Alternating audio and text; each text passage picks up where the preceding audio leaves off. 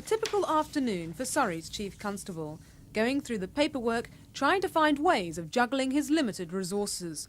But with reported crime up by over 16%, with burglaries up almost 14% and motor theft up by a staggering 33%, how to offer a good service and make cuts is Brian Hayes' dilemma. What he really wants is more officers, more on the beat to prevent crime and more in CID to deal with the problems of drugs, break-ins and robberies. There are a lot of things I would like to do, but clearly as a public service I'm very limited on resources. We're under pressure from central government on our capital, that's the money for buildings and vehicles and so on, and got a very poor deal last year. Locally, of course, there's a lot of pressure because of community charge, so we have to watch our local expenditure. The other problem I have is on manpower, and I find the frustration of wanting to do a lot more, feeling that we're on the verge of being able to give a much better service, but not quite having the resources to do it. Lack of officers on the beat is a major headache for Mr. Hayes. He says that without police on the streets, the ability to prevent crime and reassure the public is seriously affected. This PC hasn't been on the beat for 6 months. The sheer increase in the workload has led to us spending most of our time in the police station and only going out to respond to jobs, generally speaking. There's not enough of us here to deal with the incidents when they arise. If you get a major public order situation up here, then there's maybe just 4 or 5 of us working. If you've got 15, 20 youths all fighting, then we have to deal with it in a different way. We have to wait until we get assistance from elsewhere, and people just get away with a lot more.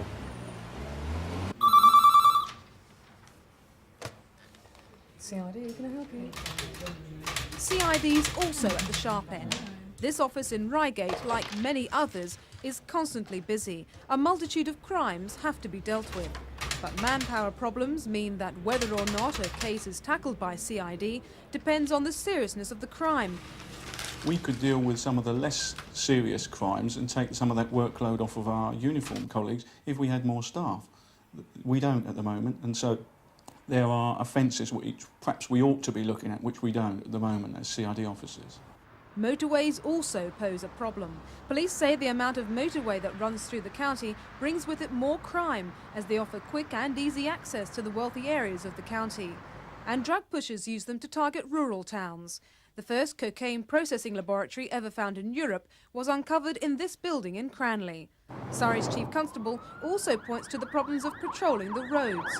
It's argued that because it's manpower intensive, fewer officers are free to deal with crime. Even minor problems like breakdowns have to be dealt with. Early in the morning is one of the worst times for congestion. It's already 7:30 and traffic's building up on the M25. Now what police are worried about is that although they have to deploy men here, it means that manpower is depleted elsewhere, and that means that burglaries could be taking place and the police just aren't there to deal with it. The difficulty is, of course, that if an incident does occur on the motorway, then it does utilise an awful lot of resources, and it can be a minor incident which actually creates the problem. That demand still exists whether or not the patrols are placed on the motorway. That's not the end of the story though. Patrol cars, which may look fine, are feeling the strain. This Senator's only an E-reg, but it's already gone right round the clock with over 123,000 miles.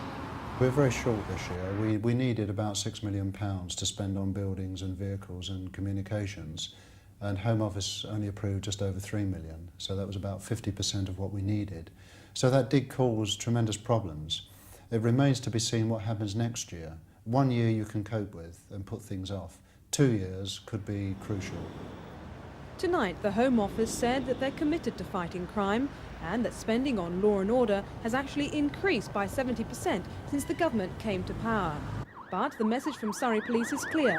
Unless the problem of manpower and cash is solved, they'll continue to be stretched, and it's the public in the end who'll suffer.